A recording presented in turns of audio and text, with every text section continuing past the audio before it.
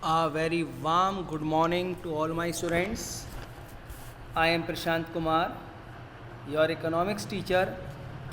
Today we will see the very first chapter of your class 12th economics book Indian Economic Development.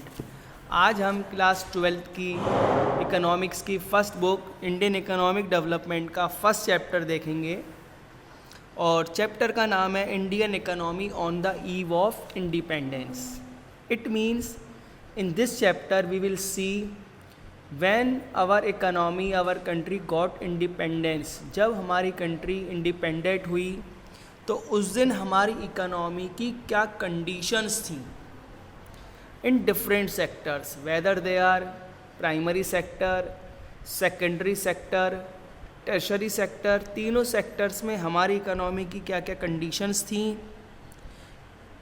Before the entry of Britishers.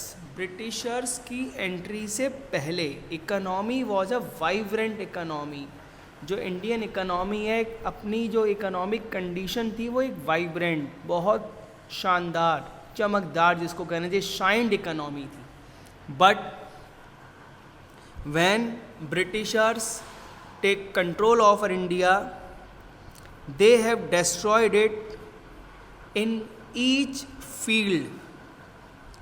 Prior to the British rule, Indian economy was a vibrant and prosperous economy. On the agricultural front, it was a self-contained rural economy where cultivators themselves were the owners of land.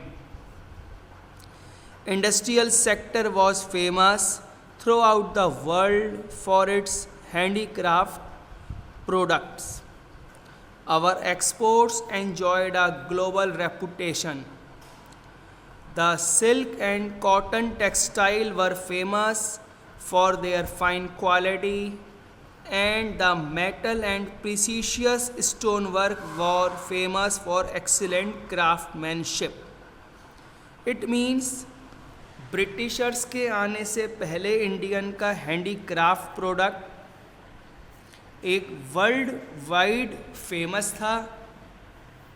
हमारे यहाँ के handicraft product, whether they are related to textile industry, whether they are related to metal work, jewelry work, was worldwide famous. But on the coming of Britishers, they have exploited it, the main reason for that, as a source of revenue. Before Britishers we have exported finished goods, but after Britishers came in India, they have banned that we can't export finished goods towards another economy, but we can send only raw materials for the economy. So, in the very first topic of this chapter, today I will tell the first heading regarding this: stagnant economy. On the eve of independence, Indian economy was completely a stagnant economy. Stagnant economy is that economy where no changes, very shows little or no growth in income. जहाँ growth में, GDP में किसी भी तरीके का increment नहीं दिखता है, we tell stagnant economy. The British government never attempted to estimate India's national and per capita income. During that period, that first half of the 20th century, our GDP rate was less than 2%. लगभग 20th century के beginning में हमारी economy की GDP की जो growth rate थी, that was less than 2%. Other one, backward economy. At that time Indian economy was seemed as backward economy. आप इसी से इसका एक एग्जाम्पल लगा सकते हैं. In 1947-48 the per capita income in India was just ₹230. On the year of independence, the per capita income of the person in India was just ₹230. The bulk of the population was very poor, without sufficient food, clothing and shelter. Widespread unemployment was an important factor contributing to poverty. Other one is dominance of agriculture. When we got independence, our economy was dominate. They are depend on the basic need, just like food, cloth and shelter, only on agriculture. About 72% of the country working population was engaged in agriculture, but the GDP share of that time was only 50%. लगभग हमारी country की 72% population depend थी agriculture पे,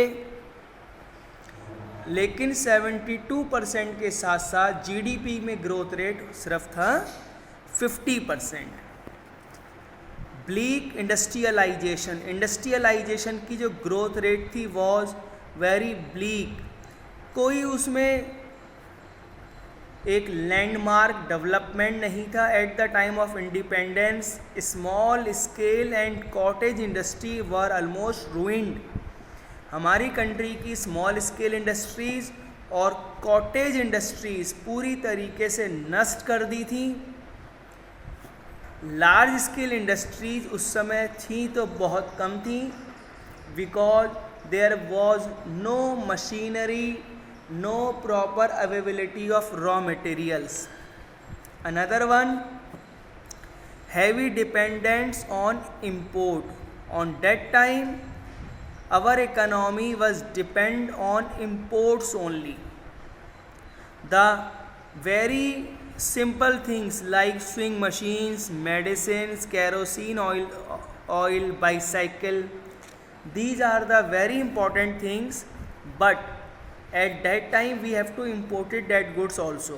इन तरीके के goods को भी हम वहाँ से import करते थे. Limited urbanisation.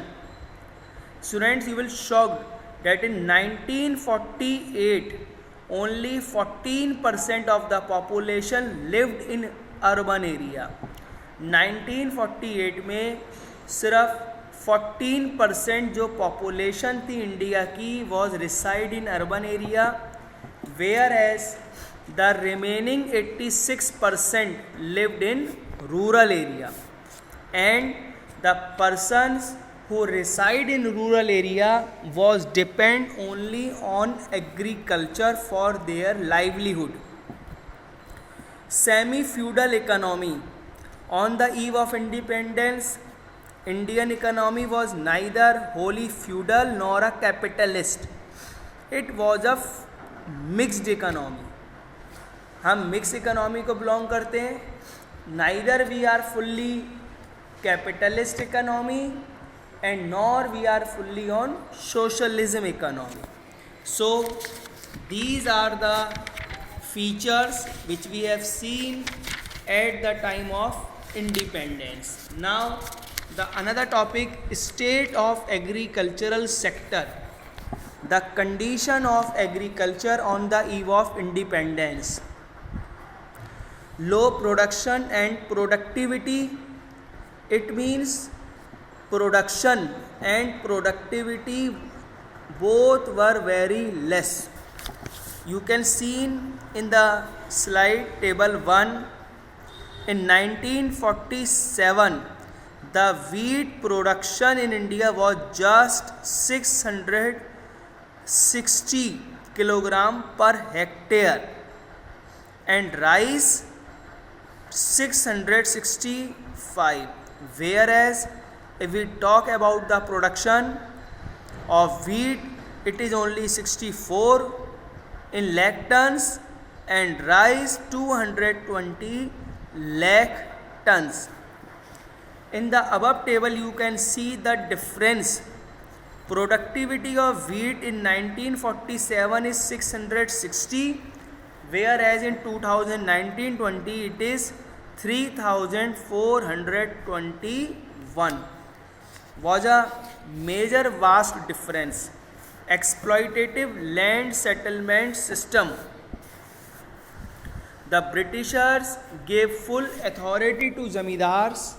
They have zamindar as recognized and permanent owners of the soil, and zamindars are free to take any amount of lagan, or you can say tax, from the tillers of the soil. Tiller of the soil are generally known as landless laborer.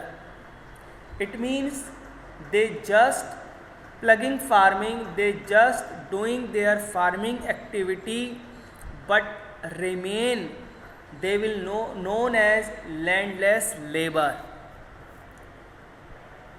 It means they are exploitative. Zamindars are fully responsible for exploitative of Indian farmers.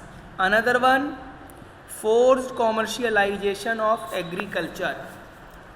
Britishers have forced Indian farmers to produce indigo because that was required by the textile industry in Britain for dyeing or bleaching of the textile.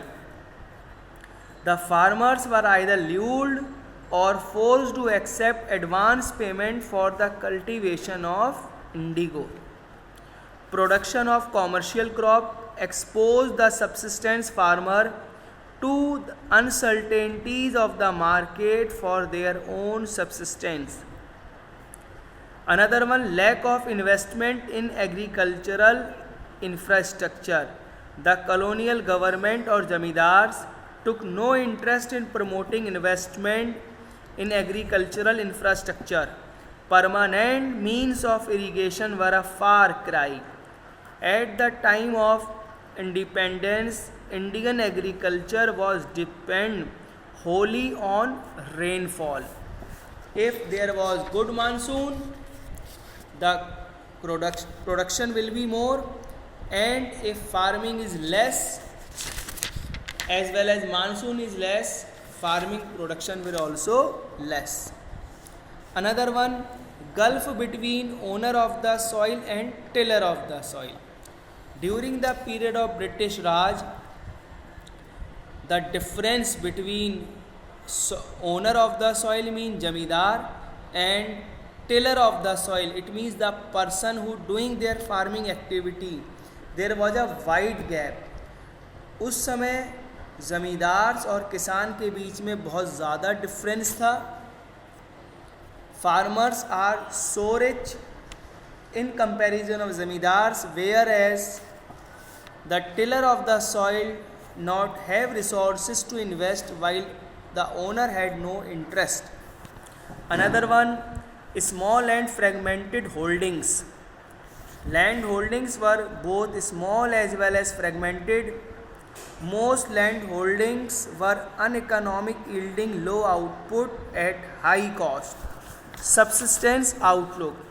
उस समय का farmers का जो outlook था वो subsistence था. They were doing their agricultural activity for just feeding their stomach. They have not any interaction, not any interested for producing the cash crop which give them more profit. So in this we have seen the features of Indian economy on the eve of independence and the features of agriculture at the time of independence. So once again I am tell you that if you like this video, put your likes and subscribe the channel so that you can got the information when we uploaded a new videos, you can take it very quickly. Thank you.